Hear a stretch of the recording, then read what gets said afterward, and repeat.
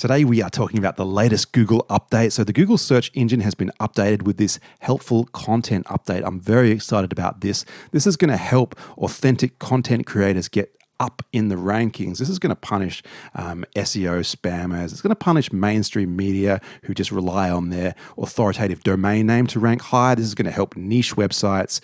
It's going to help real-world experts get their personal content up in the rankings. So I'm very excited to share this stuff with you.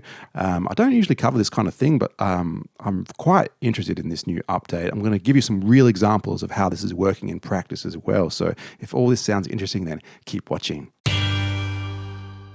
All right, so over on the Google Search Central blog, they have this post. I'll link to this in the description, but this is very helpful. There's basically two sections here, what to do and what not to do in terms of making helpful content. So I really like this because usually Google don't tell you what to do. They tell you what not to do, but this is a rare chance where they've got 6 dot points that actually tell you what to do to improve your search engine ranking. So let's go through these point by point. And let's start with the heading here. So focus on people first content. What does Google actually mean by people first content? I'm actually taking a class on this concept at the moment over at Skillshare. This is probably the perfect chance to talk about today's sponsor, Skillshare. So Skillshare is an online learning community with thousands of classes. Now, I joined Skillshare. One of the reasons I did join was to actually improve my own content creation skills. So I'm taking a class called Creating Content That People Love to Read and Google Loves to Rank. So very relevant to what we're talking about today. Raylene is a professional writer and she does a very good job of explaining how to create engaging, helpful content for humans. So making pages primarily for humans, not for search engines. So I really have enjoyed doing this class. It's been very helpful in improving my own writing. And I've actually got a link in the description. The first 1,000 people that use that link get a free 1-month Skillshare membership. So check that out if you're interested. I highly recommend it. But anyway, let's get back onto our tutorial. So zooming in here, they're really focusing on this satisfying experience idea. Now, I'm pretty sure that they actually measure this using two main methods. One is when someone searches for something, they Google, they click on something, and if they've been satisfied, they'll probably stop Googling for that phrase. If they're unsatisfied, they'll go back to Google and keep Googling. So if you've had a satisfying experience, you won't need to go back and keep searching other pages. So you really want to look at what the search term is and are you actually satisfying that search term with your own page? So that is the key concept here. Now, I think they're actually measuring this in two different ways. One way is they'll actually track people who click to your website and the percentage of them who go back to the search engine results and keep searching. So that is the one method that they're going to do. The other method is they actually train their AI using human users rather than using keyword algorithms like they used to. The old school method of keyword optimization is less important than the actual AI, human trained AI that measures satisfaction. So they actually have a panel of humans looking at content and giving it a satisfaction rating. I think that is becoming more important than keyword density. Those old technical SEO terms that were important maybe 10 years ago are much less important with this helpful content update. So let's look at this exact dot points here. So do you have an existing or intended audience for your business or site that would find it useful if they came directly to you? So this means they are looking for the primary source on this content. So if they're searching for a business, the actual business website should rank really near the top. If you're searching for an author, their own website should rank near the top. So I'll give you an example here. I recently read some books by Marley Jane Ward. She writes these really cool cyberpunk dystopian novels. If I type Marley Jane Ward, her own website is ranking #1. She's outranking twitter.com, instagram.com.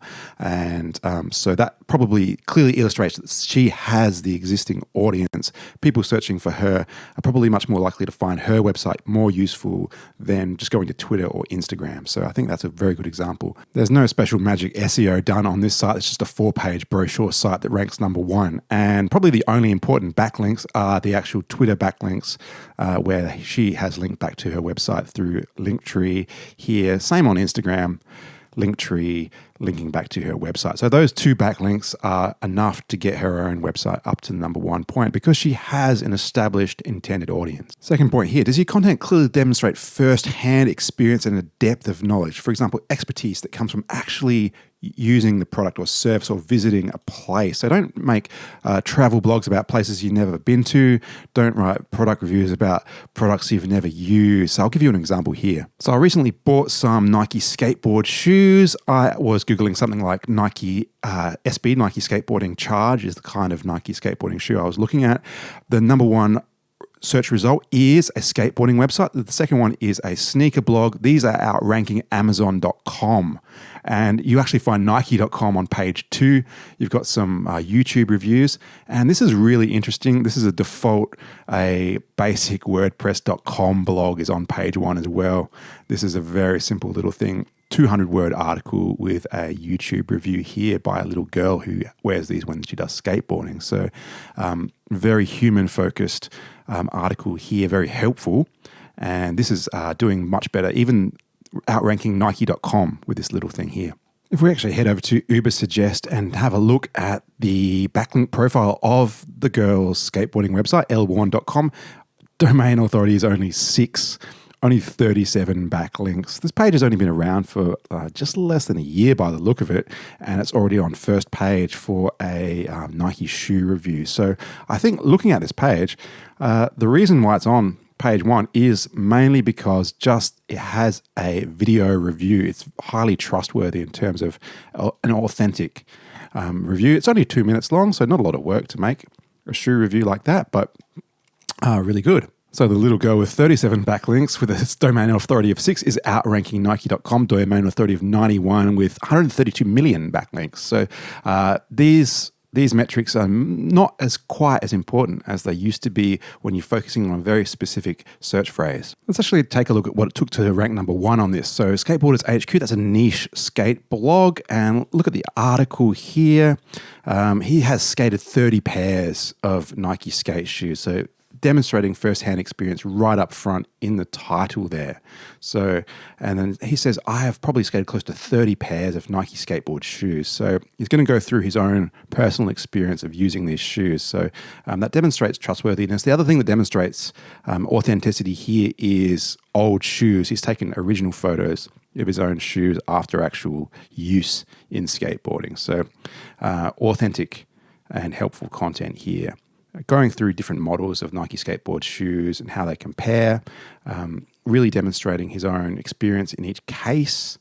And yeah, these original photos are really good. So no videos here, but still very authentic content. The actual site itself looks like it's just over 2 years old, has a domain authority over 30. So that's not bad, but it's not like a massive authority website. But they've obviously spent a little bit of money on SEO, I think, here, because they've got 37,000 backlinks, 2,000 referring domains. So that's a bit, it's good. It's above average for sure.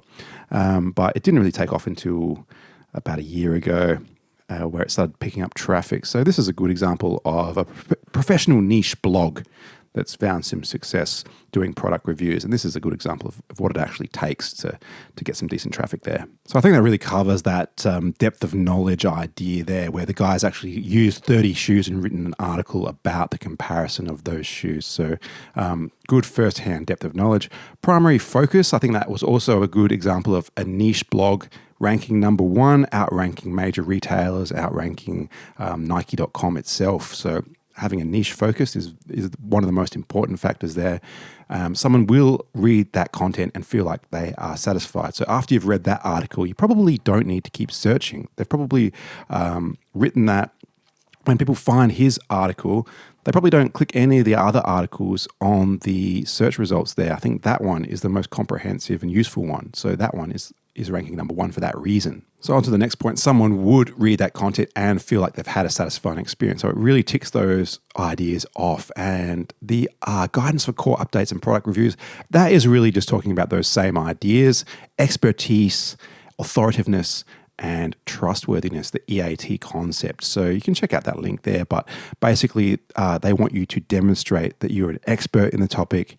You have authority. So the authority really still comes from backlinks. So you can't get away from having good backlinks. So that if both articles are equally helpful, the one with the better domain authority is still going to be higher ranking. And trustworthiness. I think the key thing for trustworthiness is original photos and video review. So we could see that case where I think the little girl, the only reason this is on the page 1 is because of this video review here. 2-minute video makes this trustworthy. If it was just this 250-word article, that could have been written by anyone pretty much. It's not a particularly special article, but adding the video makes it trustworthy. Also somewhat authoritative because you can see that she's a sponsored skateboarder, so she has some authority in that niche. You don't even need a ton of authority in that case. She has at least some YouTube subscribers, 300. It's better than nothing. At least she has some authority in the field, but definitely use your social media, particularly YouTube, I think is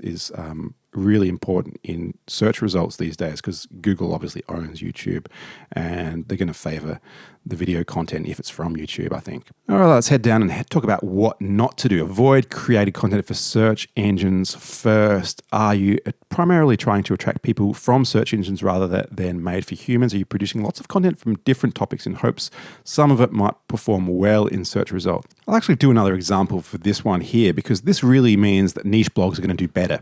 If we do a search for something like banana bread recipe, we can see that we've got niche blog, niche blog, niche blog, niche blog. They're all niche blogs dominating the search results there. And it's not until we get to actual page 5 of the search results that we actually see things like the New York Times cooking blog, some of these big supermarkets, Aldi, Woolworths, big retailers in Australia have their own banana bread recipes, but these are just not related to the core business of these supermarkets. They're just adding that on there to try and get extra clicks. Google is penalizing these compared to having niche blogs that are really authoritative in the field of actually doing cooking. And the one that ranks number 1 here, again, we're seeing good photography, and probably the most useful thing here is they've got a 1-minute recipe on how to make banana bread. I think this is a very succinct little video that says how to make it. And after watching for 1 minute, you'll get the gist of how to do it. You've got your actual ingredients here, and very simple. I think once you've found that number 1 result, you don't need any more articles on how to make banana bread. You're good to go. If you head over to the New York Times one, it's pretty lazy. You've got a stock photo, you've got the basic ingredients and method, but no little video. And this NewYorkTimes.com obviously covers all kinds of topics. It's not a food blog, it's not a cooking blog, so it's less relevant, less authoritative in the field of banana bread. So our next point here are using extensive automation to produce content on many topics. So a lot of people see this and they think, oh, Google is penalizing AI writing. I don't really think they're penalizing, but they are penalizing people who are just abusing AI software to just produce thousands of blog posts without actually adding any value or having any expertise. I think that's what they're doing there. You can still use AI.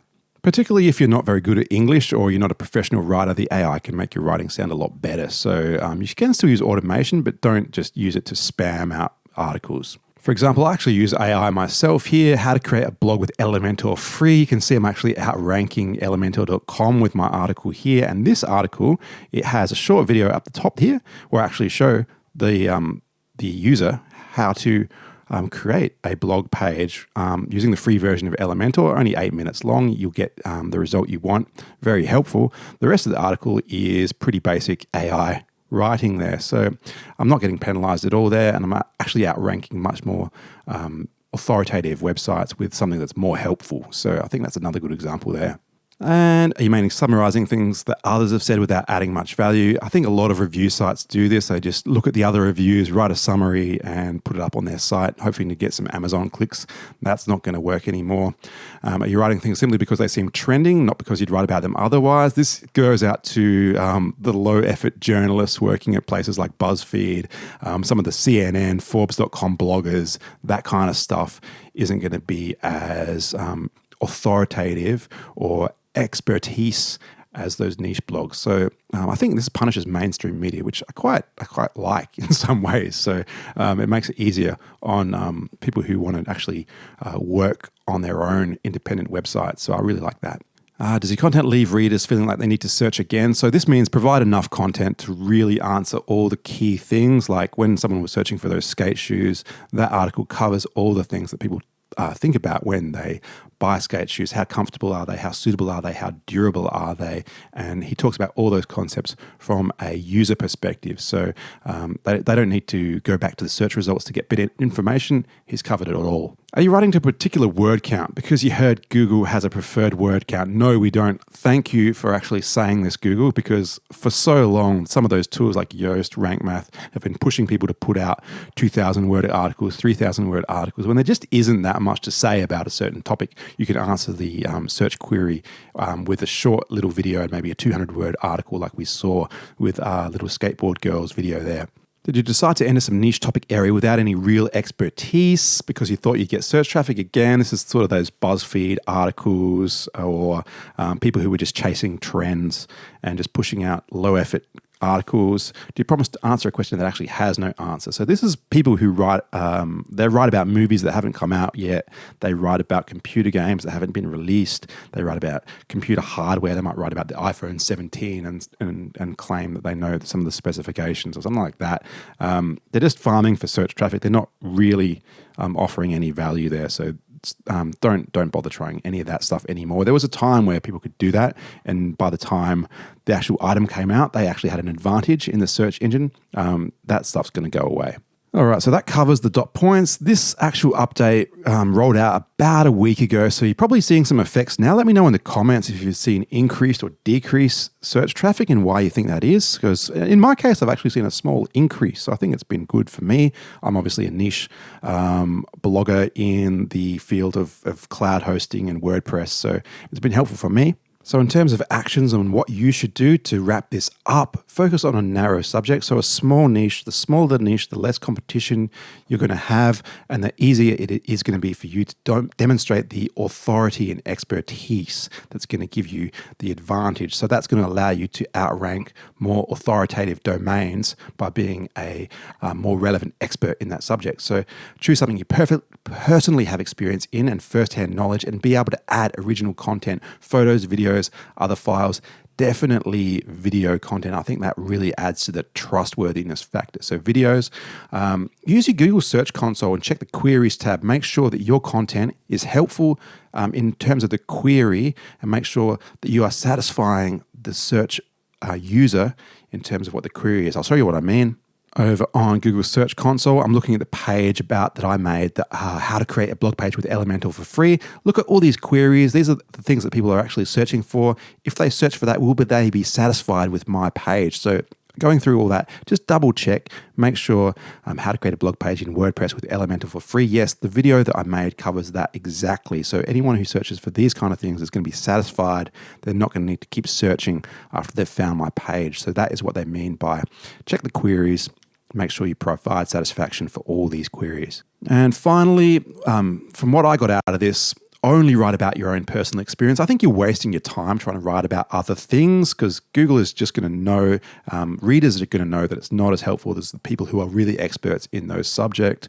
In our example about skateboarding, we had the niche skateboarding blog outperforming Amazon.com, outperforming Nike.com. We even had that little girl with a good YouTube video on that first page of the search results with only a authority of 6 and a 37 backlinks. So really possible if you are trustworthiness and you have expertise. Use the active voice to demonstrate your personal experience. So I've been wearing the sneakers nearly every day for 5 weeks is much better than saying something general like the sneakers are very durable and last a long time with a stock photo. Having an original photo showing people what the sneakers look like now, that's a much better way of demonstrating that personal experience. So those are really my key takeaways, but let me know what you think in the comments. I'm Alex from IdeaSpot, and I'll see you next time.